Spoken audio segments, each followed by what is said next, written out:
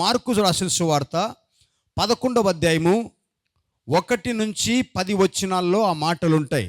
ఇక్కడ రాయబడిన ఈ 10 వచనాల్లోని ప్రత్యేకత ముఖ్యంగా మీకు ఒక చిన్న కథమారి చెప్తాను. మొదట యేసుక్రీస్తు ప్రభువు యెరికో నుంచి యెరూషలేముకు వెళ్ళాలనుకొని ఆయన యెరికో నుంచి ప్రయాణమయ్యాడు.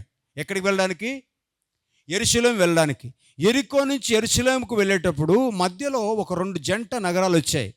అవే ఏంటంటే బేతనియా, బేత్పగే అనే ఈ 2 ఊర్లు. ఈ బేతనియా, బేత్పగే అనే ఊర్లో ఎవరున్నారంటే ఇక్కడ చనిపోయిన లాజరుని తిరిగి లేపిన మార్తా, మరియా, లాజరు ఉండే ప్రదేశం అది. యేసుక్రీస్తు ప్రభు మార్తా, మరియాలు అనగా బేతనియా దగ్గరకు వచ్చినప్పుడు 2 శిష్యులను పిలిచి ఆయన అన్నాడు, ఇదిగో మీ ఎదుట కనబడుతున్న ఆ ప్రదేశంలోకి వెళ్ళండి. అక్కడ ఏముంటుంది చెప్పండి? కట్టబడిన గాడిద ఉంటుంది. గాడిద ఎవరికి సూచన అంటే మనిషికి సూచన. బాగా గుర్తుపెట్టుకొని మాటని ఎన్ని మీకు మళ్ళీ ఇప్పుడు మంచి వాక్యంలో చెప్తాను. గాడిద ఎవరికి సూచన చెప్పండి? చెప్పాలా? చెప్పండి. సిగ్గేమిలా, మనం మనుషులమే, మనలో గాడిద అనరు. కానీ బైబిల్ మనల్ని హెచ్చరించిన మాట. గాడిద ఎవరికి సూచన? మనిషికి సూచన. గాడిదని ఏం చేసినారు? కట్టేసినారు. ఇప్పుడు యేసుక్రీస్తు ఎందుకు ఈ భూలోకానికి వచ్చాడంటే ఆ కట్టబడిన నిన్ను, ఆ నన్ను, బంధించబడిన నిన్ను, నన్ను విడిపించడానికే ఈ లోకానికి వచ్చాడు. హల్లెలూయా. అందుకని మట్టల ఆదివారం కొరకు మనం ప్రయత్నం చేయాలి, కానీ మట్టలు పట్టుకుని ఎగరడానికి కాదు. యేసుక్రీస్తు ప్రభు అలనాడు ఈ లోకానికి వచ్చింది ఎందుకంటే కట్టబడిన గాడిదని విడిపించి దాని మీద ఎవరు ఎక్కని ఆ గాడిద మీద ఆయన ఎక్కాలనుకున్నాడు. హల్లెలూయా. ఆ గాడిద మీద ఎప్పుడైతే ఆయన ఎక్కాడో విలువలేని గాడిదకు విలువ వచ్చింది. అంతవరకు విలువలేని గాడిదని ఇంటి బయట కట్టేశారో, ఎప్పుడైతే యేసయ్య దాని మీద ఎక్కాడో దాని ముందరంతా మట్టలు ముందర పెట్టుకొని దాని కింద మట్టి కాకుండా వారు బట్టలు పరిచి ఆ గాడిద నడిపించారు. హల్లెలూయా. ఈ అంతటి ఆ వచనంలో ఉన్న సారాంశం అంతా అదే, ఇంక వేరేది ఏం లేదు అక్కడ. అరే గాడిద ఏంది, గాడిద మీద ఆయన ఎక్కడమేంది అని అంటే మళ్ళా మొదటికి వెళ్ళాలి. అది ఎందుకు జరిగిందంటే ప్రవక్త ద్వారా పలకబడిన ప్రవచనము నెరవేర్పు. ఇవన్నీ ఎందుకు చేశారు వీళ్ళు గంతులేస్తా అంటే అప్పటి వరకు యేసయ్య మొదటిసారి కాదు అక్కడికి రావడం యెరూషలేముకి. సంవత్సరంలో 52 వారాలు ఉంటే 52 వారాల్లో ఎప్పుడు ఇంత ప్రత్యేకత లేని ఆదివారానికి ఎందుకు మట్టల ఆదివారం అని వచ్చిందంటే ఈ మట్టల ఆదివారం అనేది ఈస్టర్ కన్నా ముందు వచ్చే వారమే మట్టల ఆదివారం. హల్లెలూయా. దీన్ని ఏమని పిలుస్తారంటే ఈ రోజు నుంచి హోలీ వీక్ అంటే పరిశుద్ధ వారము. అనగా ఈ ఆదివారం నుంచి నెక్స్ట్ ఆదివారం వరకు జరిగే ప్రతి కార్యక్రమాన్ని ఏమని పిలిచేవారంటే పరిశుద్ధ వారము. ఏంటి చెప్పండి? అందుకనే క్రైస్తవులు చూడండి, లెంట్ డేస్లో నుంచి మొదలుకొని లెంట్ డేస్ అయిపోయేంత వరకు ఏం చేయదు తెలుసా? మటన్ తినరు, చికెన్ తినరు, ఫంక్షన్లు చేయరు, పెళ్ళిళ్ళు చేయరు, ఇల్లు ఓపెనింగ్లు పెట్టుకోరు, ఏమి చేయరు. కారణం ఏంటి? ఇంకా క్రీస్తుని సరిగా అర్థం చేసుకోలేక మనుషులు పారంపర్య చర్యను ఆధారం చేసుకొని మనుషులు చెప్పిన సంగతులే దైవోపదేశములు అనుకొని వారు ఇంకా వ్యర్థముగా నన్ను ఆరాధిస్తున్న యేసయ్య అన్నాడన్నమాట. అరే ఇంత చేసింది నేను మీరు చేయమని కాదు, ఇవన్నీ మీ కొరకు చేశాను కాబట్టి నేను చెప్పింది వినంటే లేదు, మీరు వినడం లేదు. మనుషుల పారంపర్య చర్యలనే మీరు ఇంకా ఫాలో అవుతున్నారు. ఎలా ఫాలో అవుతున్నారంటే ఆ మనిషి చెప్పిందే దైవోపదేశం అని నమ్మి మీ హృదయాలను దూరం చేసుకున్నారంటున్నాడు. నేను అందుకే చాలాసార్లు చెప్తాను, ఏ సాంప్రదాయాన్నన్నా ఎవరన్నా ప్రేరేపిస్తే దాన్ని తృణప్రాయంగా పక్కన పెట్టి ఆరోజు చేయండి. అది అప్పుడే బ్లెస్సింగ్స్, అప్పుడే ఆశీర్వాదాలు. పైకేమో ఎంతనో దేవుని కొరకు అనుకుంటాం. ఎవరో ఒక మనిషి చెప్తాను భయం అవుతామో ఏమవుతుందో, ఆ పాస్ట్ ఏదో ఊరికి చెప్తున్నాడు కానీ కొన్ని రోజులు ఉంటే ఏమవుతుందిలే. కొన్ని రోజులు కాదు కదా, నువ్వు ఇంకో కొన్ని రోజులు ఎక్కువ ఉంటే దాన్ని మించిన దేవుని యొక్క ఆశీర్వాదం కోల్పోతావు. ఇంత గొప్ప కార్యాలు చేసిన దేవుని నమ్మలేకపోవడానికి కారణం ఏంటంటే మనుషులు చెప్పిన ఆ సందేశాలు దైవోపదేశాలుగా నమ్ముతున్నావు కాబట్టి. హల్లెలూయా. సాంప్రదాయాలను పక్కన పెట్టి క్రీస్తు నేర్పిన బోధలోకి నువ్వు వస్తే ఎప్పుడే కానీ నువ్వు సిగ్గుపరచబడవు, ఎప్పుడే కానీ నువ్వు అవమానపరచబడవు. కానీ ఎప్పుడు పైననే క్రీస్తుని ఉంచడానికే ఆయన లోకానికి దీనుడై వచ్చాడు. కానీ మనం ఏం చేస్తామంటే ఆయన వచ్చి వెళ్ళిపోయినా కూడా ఇంకా మనుషులు చెప్పిన మాటల మీదనే లోబడతాం. హల్లెలూయా. అసలు యేసుక్రీస్తు మన కొరకు చనిపోయిన తర్వాత మనల్ని చనిపోమనో లేదా మనం శ్రమపడమని కాదు, నీ శ్రమలు ఆయన తీర్చేశాడు. ఇప్పుడు ఆయనను కృతజ్ఞతాస్తుతులుగా ప్రతిరోజు వాక్యానుసారంగా ఆయనతో నువ్వు అంటు కట్టుకొని ఉంటే చాలు, అద్భుతాలు చూస్తావు. దేవునికి మహిమ కలుగును గాక. ఆ సమాచారాన్ని ఇవ్వడానికే యేసుక్రీస్తు ప్రభువు, ఆయన రాజులకు రాజైన దేవుడు ఈ లోకానికి ఎలా వచ్చాడంటే దీనుడై. జకరియా గ్రంథము 9వ అధ్యాయము 9వ వచనం, జకరియా గ్రంథము 9వ అధ్యాయం 9వ వచనంలో చూస్తే చూడండి, అక్కడ ఏముంటుంది? అక్కడ సియోను నివాసులారా బహుగా సంతోషించుడి, యెరూషలేము నివాసులారా ఉల్లాసముగా ఉండుడి, నీ రాజు నీతిపరుడును గాడిదను గాడిద పిల్లను ఎక్కి నీ యొద్దకు వచ్చుచున్నాడు. ఇప్పుడు చెప్పండి, శిష్యులతో చెప్పిన మాట ఏంటంటే మీరు అక్కడికి వెళ్ళండి, అక్కడ ఏముంటుంది? కట్టబడిన గాడిద పిల్ల ఉంటుంది. అక్కడికి వెళ్ళి దాన్ని విప్పండి. విప్పేటప్పుడు ఒకడు అడుగుతాడు, ఏమని అడుగుతాడు? ఎవరికి ఏంటి అని అడుగుతాడు. అప్పుడు వాడు నోరు ముయ్యాలంటే ఒకటే పని, ఏం చెప్పాలా? అది ప్రభువుకు కావాలని చెప్పండి, వాడు నోరు మూసేస్తాడు. నోరు మూసేది ఎవడంటే అపవాది, యజమానుడైన అపవాది. అధికారం వాడి నుంచి దేవుడు తీసుకుంటా ఉన్నాడు. మళ్ళా అధికారం చేత బంధించబడిన నిన్ను నన్ను విడిపించడానికి యేసుక్రీస్తు అనే నరుడి లోకానికి వచ్చాడు. నిన్ను నన్ను బంధకాల నుంచి విడిపించడానికి ప్రభువు అనే పేరు అక్కడ వాడు నిన్ను విడిచిపెట్టేస్తాడు. హల్లెలూయా. అందుకే కదా యేసుక్రీస్తు ప్రభు అంటాడు, యేసు నామములో మీరు ప్రార్థిస్తే చాలు మీరు రక్షించబడతారు. ప్రభువు నామములో మీరు ప్రార్థిస్తే చాలు రక్షించబడతారు. ఎందుకంటే యేసు నామమును ఉచ్చరిస్తే అపవాది మీ వద్దకు దగ్గరికి రాడు. కానీ మనం యేసు నామాన్ని ఉచ్చరించము, కానీ దేవుని యొక్క వాక్యాన్ని ఉచ్చరించము, కానీ మనకు సొంత ప్రయత్నాలు చేస్తాం, కానీ గెలిచలేం. హల్లెలూయా. ఏ అధికారం అయితే తీసుకొని బంధించేశాడు అపవాది, ఆ అధికారాన్ని తిరిగి నీకు నాకు ఇవ్వడానికే యేసుక్రీస్తు ప్రభు లోకానికి వచ్చాడు.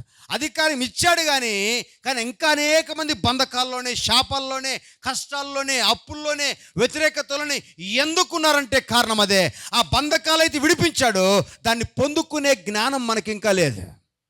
హల్లెలూయా. శాపాలు, కష్టాలు, నష్టాలు, వ్యతిరేకతలు ఎందుకు వస్తున్నాయంటే నిన్ను విడిపించిన దేవుని నువ్వు ఇంకా నమ్మలే, నీ కొరకు ప్రాణం పెట్టిన క్రీస్తుని విశ్వసించలే, ఇంకా నీ సొంత ఆలోచనలతోనే వెతుకుతా ఉన్నావు. ఇది చేస్తే మంచి దొరుకుతుందేమో, అది చేస్తే మంచి దొరుకుతుందేమో, ఆడికి పోతే మంచి దొరుకుతుందేమో, ఈడికి పోతే మంచి దొరుకుతుందేమో, ఆయన చెప్తే మంచి దొరుకుతుందేమో, ఈయన చెప్తే మంచి దొరుకుతుందేమో. ఎవరు ఏమి చెప్పినా జరగదు, యేసు చెప్పిన మాట నమ్మేంత వరకు. హల్లెలూయా. నమ్ముతున్నామా? కేవలం మన ఆలోచన ఎట్లా వస్తే అటు వెళ్తూ ఉన్నాం. కాబట్టే ఈరోజు అనేక మంది దేవుడు మన కొరకు రెడీగా పెట్టుకున్న ఆశీర్వాదాలు పొందుకోలేకనే పోతున్నాం. దేవునికి మహిమ కలుగును గాక. ఈ వాగ్దానాన్ని, ఈ ప్రవచనాన్ని నెరవేర్చడానికి ఈ ప్రజలు చేసిన కారణం ఏమిటంటే, అన్ని వారాలు అనేక సార్లు ఆయన యెరూషలేములోకి వచ్చాడు, కానీ ఎప్పుడు ఇంత ఆర్భాటము చేయలే. ఎప్పుడు అక్కడున్న ప్రజలు ఆర్భాటము చేయలే. అనేక సార్లు పస్కా పండగ జరిగింది, కానీ ఇంత ఆర్భాటము చేయలే. ఎందుకు చేశారంటే ఇది ఆఖరిసారి ఆయన ప్రవేశిస్తూ ఉన్నాడు. ఈ ఆఖరిసారి తర్వాత ఆయన సిలువనెక్కబోతా ఉన్నాడు. ఈయన మా కొరకు వచ్చిన రక్షకుడు అని వారు గ్రహించిన తర్వాత ఆయన వస్తూ ఉన్నప్పుడు ఆయనను రాజుగా గుర్తించారు. మొదటిది ఎట్లా రాజుగా గుర్తించడం అంటే, పాత నిబంధన కాలంలో సాంప్రదాయం ఉందన్నమాట. 2వ రాజుల గ్రంథము 9వ అధ్యాయం 13. మీరు జస్ట్ ఊరికి రాసుకొని నేను చెప్పేస్తాను. అక్కడ ఏంటంటే, రాజుగా నియమించబడిన మనిషి వస్తూ ఉన్నప్పుడు ఆ రాజు ముందరికి వెళ్ళి బట్టలు పరిచి ఆ బట్టల మీద నడిపించుకుంటూ తీసుకొని రావడమే రాజుగా వారు అంగీకరించడం. అక్కడ యోహు అనే చిన్నవాడిని రాజుగా మార్చినప్పుడు అక్కడున్న ప్రాంతంలోని ప్రజలందరూ రాజుకు జై, రాజుకు విజయం అనుకుంటా తన ముందర బట్టలు పరిచి నడిపిస్తూ ఉన్నారు. ఇక్కడ కూడా ఈ ప్రజలు అదే సాంప్రదాయాన్ని యేసుక్రీస్తు ప్రభును రాజుగా గుర్తించారు. హల్లెలూయా. రెండవది ఏంటి అంటే, వారు చెట్లను కొట్టుకొని అనేకమైన ఆకులు కొట్టుకుంటూ వచ్చి మట్టలు అనగా ఖర్జూరపు చెట్టుకునే ఆ మండలను కొట్టి ఆయనకు హోసన్నా జయము అంటూ ప్రభుపేట వచ్చువాడు స్తుతి నొందునుగాక అంటూ గంతులు వేస్తూ దేవుణ్ణి స్తుతిస్తూ ఉన్నారు. పచ్చని మట్టలు దేనికి సాదృశ్యం అంటే విజయానికి సాదృశ్యం. ఈ పట్టని మట్టలు దేనికి సాదృశ్యం అంటే ఫలించడానికి సాదృశ్యం. ఈరోజు కట్టబడిన ఈ గాడిద ఫలించలేక బంధించబడిన ఈ గాడిదను తిరిగి దేవుడు ఫలింప చేయడానికి ఆ గాడిద మీద ఎక్కాడు. ఎక్కినప్పుడు ఆ గాడిదకు విలువ వచ్చింది. ఆ గాడిద వెళ్తూ ఉంటే అంతవరకు ఎవరు పట్టించుకుని వారు ఆ గాడిదకి ఏం చేస్తున్నారు? బట్టలు విప్పి పరిచి మండలతో గంతులేస్తూ ఉన్నారు. ఈరోజు నా జీవితాల్లో కూడా కష్టంతో ఉన్నావా, అప్పులతో ఉన్నావా, వేదనతో ఉన్నావా, నెమ్మది లేనితనంతో ఉన్నావా? ఇంతవరకు క్రీస్తు లేక జరుగుతున్న కార్యాలను గుర్తుపెట్టుకో. ఇంతవరకు నువ్వు ఎన్ని ప్రయత్నాలు చేసినా నీలో క్రీస్తు లేకపోతేనే ఈ కష్టాలు, నీలో క్రీస్తుకు చోటు లేకపోతేనే నీ ప్రయత్నాలన్నీ వ్యర్థమో. కానీ ఎప్పుడైతే ఈ గాడిద క్రీస్తుని మీద ఎక్కించుకునిందో, ఎప్పుడైతే గాడిద క్రీస్తును మోయడం ప్రారంభించిందో, ఈ గాడిదకి ఎక్కడ లేని విలువ వచ్చింది. హల్లెలూయా, హల్లెలూయా. ఈరోజు పరిశుద్ధాత్మ దేవుడు చెప్తున్న గాడిద ఏంటి తెలుసా? బైబిల్ ప్రకారము అది అపవిత్రమైంది. గాడిద ఏంటి చెప్పండి? ఇంటికి వెళ్ళి చదువుకోండి. రెఫరెన్స్లు మాత్రం చెప్తాను, ఇంటికి వెళ్ళి చదువుకోండి. లేవి గ్రంథము 11 మొదటి 3 వచనాల్లో ఉంటాయి. గాడిద అపవిత్రమైందని చెప్పడానికి. ఏంటి అపవిత్రం ఎలా అంటే అది నెమరవేది ఒకటి, రెండవది దానికి డెక్కలు లేవు. బైబిల్లో ఉన్న మాట ఏంటంటే పవిత్రమైన జంతువు ఏదైనా తినమనుందనమాట. పాత నిబంధన కాలంలో నెమరు వేయని దానిని, డెక్క లేని దానిని తినకూడదని ఉంది. అంటే అపవిత్రమైనది గాడిద, దానికి డెక్కలు లేవు, అది నెమరవేయదు. కానీ అపవిత్రమైన దాన్నే ఎందుకు ఎన్నుకున్నాడు దేవుడు అంటే, నీవు నేను కూడా అపవిత్రమైపోయాము, నీవు నేను పాపంలో నిండిపోయాము, నీవే ఆయనకు కావాల్సి వచ్చింది. అందుకే కదా పాపులను రక్షించుట కొరకు మనుష్య కుమారుడి లోకానికి వచ్చాడు. ఈరోజు ఆ అపవిత్రమైన ఆ గాడిదని నిన్ను నన్ను పవిత్రంగా మార్చడానికి, పరిశుద్ధుడైన క్రీస్తు రక్తము చేత నిన్ను పవిత్రంగా మార్చడానికే ఆయన గాడిద మీద రావాల్సి వచ్చింది. లేకపోతే ఆయన గుర్రం మీద ప్రయాణం చేయాల్సిన వాడు. ఆయన గుర్రం మీద రాబోతున్నాడు. ఇప్పుడు రాబోతున్నవాడు ఎలా రాబోతున్నాడు తెలుసా? గాడిద మీద కాదు ఇప్పుడు వచ్చేది, గుర్రం మీద రాబోతున్నాడు. గుర్రము దేనికి సూచన అంటే యుద్ధానికి సూచన. గుర్రము దేనికి సూచన అంటే నీతో ఎదురాడడానికి వచ్చేదానికే గుర్రాన్ని వాడుకుంటారు. కానీ గాడిదని దేనికి వాడుకున్నారంటే తన దీనత్వాన్ని చూపించడానికి. దీనుడుగా వచ్చాడంట. అన్ని ఉన్నా రాజులకు రాజు అయిన దేవుడు ఈ లోకానికి ఎందుకు దీనుడుగా వచ్చాడంటే నిన్ను రక్షించాలంటే ఆయన దీనుడుగానే రావాలా. ఆ గాడిదని విడిపించాలనుకుంటే ఒక గొర్రె పిల్ల వధించబడాలా. ఆయనే లోక పాపములను మోసుకువెళ్ళు దేవుని గొర్రె పిల్ల. దీనికి కూడా ఒక అర్థం ఉంది. నిర్గమకాండము 13 ఒక సందేశం ఉంది. అక్కడ నీ మొదటి చూలు పిల్లను రక్షించుకోవాలనుకుంటే గాడిద పిల్లకు బదులుగా నువ్వు గొర్రె పిల్లను వధించాలని అక్కడ మాట ఉంటుంది. చూడన్నమాట. నిర్గమకాండము 13 ప్రతి గాడిద తొలి పిల్లను వెల ఇచ్చి విడిపించడానికి మారుగా గొర్రె పిల్లను ప్రతిష్ఠించవలను. అట్లు దానిని విడిపించని ఎడల దాని మెడను విరగదీయవలను. నీ కుమారులకు కూడా తొలిచూలైన ప్రతి మగవాణిని వెల ఇచ్చి విడిపింపవలను. ఉదాహరణకి ఇక్కడ చెప్తున్న మాట ఏంటంటే, పాత నిబంధన కాలంలో అనేక మందికి ప్రతి ఇంటికి ఒక గాడిద ఉండేది. దేనికి చెప్పండి? ఆ గాడిద అన్ని బరువులు మోస్తుంది. అది వాళ్ళు ఎక్కడికి పోవాలన్నా కూడా గాడిద మీద భారం వేసి దాన్ని ముందర నడిపిస్తూ వీళ్ళని నడుచుకుంటూ పోయేవాళ్ళు. ఆ గాడిదని బ్రతికించుకోవాలనుకుంటే, దానికి పుట్టే మొదటి తొలుచుల్ని బతికించుకోవాలనుకుంటే దానికి బదులుగా ఏమి చేయాలంటే ఒక గొర్రె పిల్లను వధించాలంట. చెప్పండి, ఆ గాడిదను కాపాడుకోవాలంటే దేన్ని వధించాలా? ఈరోజు నిన్ను నన్ను కాపాడడానికి కూడా దేవుడు ఆయన లోక పాపములు మోసుకొని పోయే దేవుని గొర్రె పిల్లగా వచ్చి ఆయన వధించబడ్డాడు. ఆయన ఏ పాపం చేయలేదండి, ఆయన ఏ పాపం లేదు. కానీ నీ కొరకు నా కొరకు ఆయన పాపి అయ్యాడు. 2 కొరింథీ పత్రిక 5:21 ప్రకారం 2 కొరింథీ పత్రిక చదవనమాట. 2 కొరింథీ ఎందుకో గుర్తొస్తుందన్నమాట. 2 కొరింథీ పత్రిక 5:21 ఎందుకనగా మనము ఆయన యందు దేవుని నీతి అగునట్లు పాపమెరుగని ఆయనను, అది మన కోసమే పాపంగా చేయబడ్డాడు. ఆయనలో పాపం లేదు. ఈరోజు పాపిగా బంధించబడి నేను విడిపించడానికి, అప్పుల చేత బంధించబడ్డావు, కష్టాల చేత బంధించబడ్డావు, నష్టాల చేత బంధించబడ్డావు, మోసాల చేత బంధించబడ్డావు. ఈరోజు అనేకమైన కష్టాలు బంధించబడిన నిన్ను విడిపించడానికే యేసయ్య ఈ లోకానికి వచ్చి వెళ్ళిపోయినా కూడా మనుషులు ఇంకా నిజమైన యేసయ్యను గుర్తించలేకపోతా ఉన్నారు. తిరిగి వారి ఆలోచనలు, వారి ప్రయత్నాలు, వారి కష్టాలు అన్నీ వారి సొంత పనులు చేస్తూ ఉన్నారు. దానివలన సుఖము లేదు, సంతోషం లేదు, సమాధానం లేదని గుర్తించలేకపోతా ఉన్నారు. హల్లెలూయా, హల్లెలూయా. అందుకనే బైబిల్ ఉంది కదా, ఆయన లోక పాపములు మోసుకొని పోయే దేవుని గొర్రెపిల్లగా ఎందుకు మార్చబడ్డాడంటే ఆయన వెల ఇచ్చి నిన్ను కొన్నాడు. అందుకే అంటాడు కదా, మీరు ఆయన సొత్తు వెల పెట్టి కొనబడినా ఆయన సొత్తు, మీరు మామూలు మనుషులు కాదు, డబ్బులు పెట్టి కొన్నాడు ఆయన. ఏం డబ్బులు అంటే అమూల్యమైన డబ్బు. అది ఎవరు వెలకట్టలేని డబ్బు, అదే అమూల్యమైన రక్తము. హల్లెలూయా. అంత రక్తం ఇచ్చి కొనడానికి కారణం ఏంటంటే నిన్ను మళ్ళా అపవాది బంధించకుండా ఉండడానికి. ఇప్పుడు యథార్థంగా చెప్దాం, ఎవరికి కష్టాలు లేవా? పైకి అంత బాగానే ఉంటాం, ఇంటికి పోతే తెలుస్తుంది నీ గురించి చెప్పాలని నీ భార్య కానీ నీ బిడ్డలు కానీ చెప్పాలా, అవునా కదా? బయటికి ఎంత బాగున్నామో, కానీ నీ అంతరాత్మ నడుతూ చెప్తుంది, రే మొత్తం ఎన్ని నీకడే ఉన్నాయి నీ కష్టాలు. కారణం తెలుసా? యేసయ్యకి నీ హృదయంలో చోటు లేదా. యేసయ్యకి ఇంకొక మాట చెప్తాను, ఎప్పుడైతే యేసయ్యకి నీ హృదయంలో చోటు ఇస్తావో యేసయ్య చేసే పని ఏమిటి తెలుసా? ఆ మాట కూడా చెప్పాలా. యేసయ్యకి మీ హృదయంలో చోటు లేకపోతే మీకు ఏం జరుగుతుంది చూడండి. రోమాపత్రిక 8వ అధ్యాయము 10వ వచనం, క్రీస్తు మీలోనున్న యెడల అది మీ శరీరము పాపం విషయమై మృతమైనది, కానీ మీ ఆత్మ నీతి విషయమై అది గాడిద మీద క్రీస్తు లేనప్పుడు పాపంతో ఉంది కాబట్టి దాన్ని ఎవరు పట్టించుకోలా.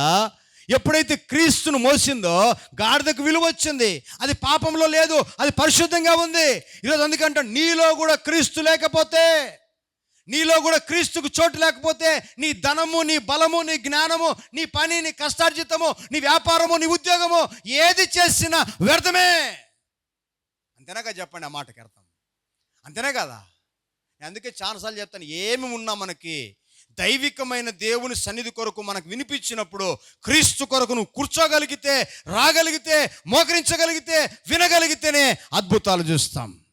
ఎందుకు ఆ మాట దేవుడు రాశాడంటే, ఎందుకు ఆ మాట దేవుడు పలికాడంటే, క్రీస్తు ఈ లోకానికి వచ్చి నిన్ను నన్ను వేరుపరిచి నీ కొరకు నా కొరకు సిలువనెక్కి ప్రాణమిచ్చి వెళ్ళిపోయిన తర్వాత అంటున్నాడు, బిడ్డ నీవు నన్ను నమ్ముకో చాలు, నేను నిన్ను సిగ్గుపరచనేను. హల్లెలూయా. కానీ ఇప్పటికీ కూడా మనం నెగ్లిజెన్స్ ఏంటంటే కారణం అదే, అపవాది బలముగా మన జీవితాల్లో పనిచేయడానికి. సున్నితమైన దాంట్లో దొరికిపోతాం, అపవాదికి సింపుల్గా దొరికిపోతాం. కానీ క్రీస్తుకు చోటు ఇవ్వడానికి ఎంత కష్టపడతామో, వాక్యానికి చోటు ఇవ్వడానికి, మందిరానికి రావడానికి, వాక్యం వినడానికి ఎంత కష్టపడతామో. కానీ నీ కొరకు నా కొరకు ఏ వెల కట్టలేనంతగా నిన్ను ప్రేమించి ప్రాణమిస్తే నువ్వు ఆయన కోసం చేసేది అదేనా? నీకు నచ్చినప్పుడు వచ్చేదేనా? నీకు మెచ్చినప్పుడు వచ్చేదేనా? దేవుడు ఆశిస్తూ ఉండేది. అయ్యా, నేను నీ మందిరానికి రావడానికి కారణం ఒకటే, నేను పాపిగా ఉండగా నన్ను క్షమించావు, నేను పాపిగా ఉండగా నా కొరకు ప్రాణం పెట్టావు, కాబట్టి మొదటి స్థానం నీకే ఇస్తానయ్యా, మొదటి స్థానం నీకే ఇస్తానయ్యా, దాని తర్వాత నేను ఆ పని చేస్తానయ్యా అని నువ్వు రుజువు చేయడమే నిర్లక్ష్యము చేయకుండా దేవుని మందిరానికి రావడం. నమ్మిన వారు చప్పట్లు కొట్టండి. నిర్లక్ష్యము చేయకుండా దేవుని మందిరానికి రావడం, రుజువు చేయడం, అదే. అన్నీ అయిపోయినా ఖాళీగా ఉన్నప్పుడు అబ్బా ఈరోజు పేద్దాంలే చర్చికి, ఉపయోగము లేని భక్తి అది, ఉపయోగము లేని భక్తి అది. క్రీస్తు కొరకు నువ్వు ఎప్పుడైతే అన్ని విడిచిపెట్టొస్తావో నీ కొరకు అన్ని చేసిన దేవుడు సమస్తమును సమకూరుస్తాడు. ఇదే అంటాడు 1 కొరింథీ పత్రిక 15వ అధ్యాయం 27వ వచనంలో అంటాడు, ఏమంటే క్రీస్తు సమస్తమును తన పాదముల కింద ఉంచినాడంట. ఎవరైతే క్రీస్తుని ఇక్కడ ఉంచుకుంటారో లోకంలో ఉన్న సమస్తమును ఆయన పాదాల కింద పెట్టాడంట. ఎందుకంటే నీవన్నీ అనుభవించడానికి. 1 కొరింథీ పత్రిక 15వ అధ్యాయం 27వ వచనం,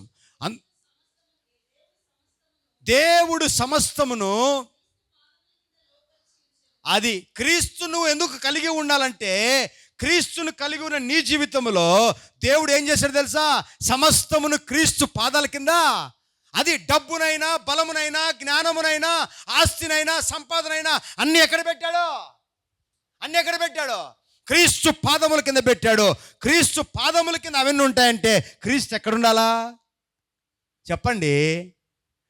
క్రీస్తు పాదముల కింద ఉండేదానికోసం ప్రయత్నం చేస్తున్నాము, కానీ క్రీస్తును మాత్రం ఉంచుకోవడంలా. క్రీస్తు పాదముల కింద మొత్తం లోకమంతా ఉంది, దాన్ని ప్రయత్నం చేస్తాం, కానీ క్రీస్తును మాత్రం ఉంచుకోలేకపోతున్నాం. ఈరోజు జరిగిన కీర్తనలు కూడా అదే. అయ్యా, నరుణ్ణి జ్ఞాపకం చేసుకున్నట్టుకు వాడు ఎంతటి పాడు అయ్యా, సమస్తమును వాని పాదముల కింద నీవు ఉంచి ఉన్నావు. దాని అర్థం ఏంటి తెలుసా?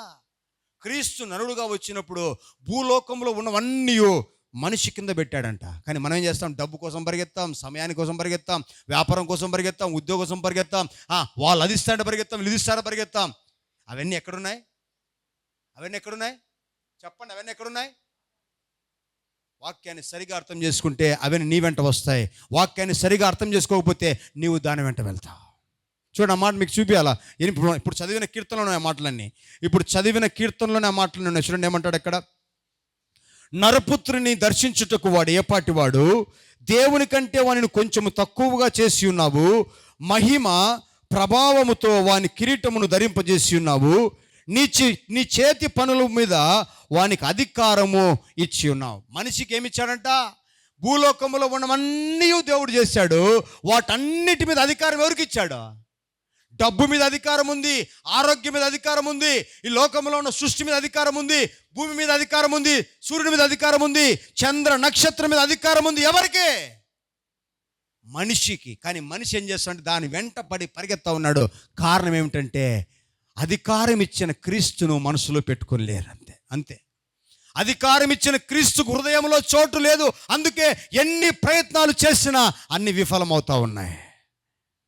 ఈరోజు మట్టల ఆదివారం అనే ప్రత్యేకతలో ఉండేది ఏంటంటే, గాడిదగా బంధించబడి భారము మోస్తున్న నిన్ను విడిపించడానికి నీ భారము ఆయన మీద మోసుకున్నాడు.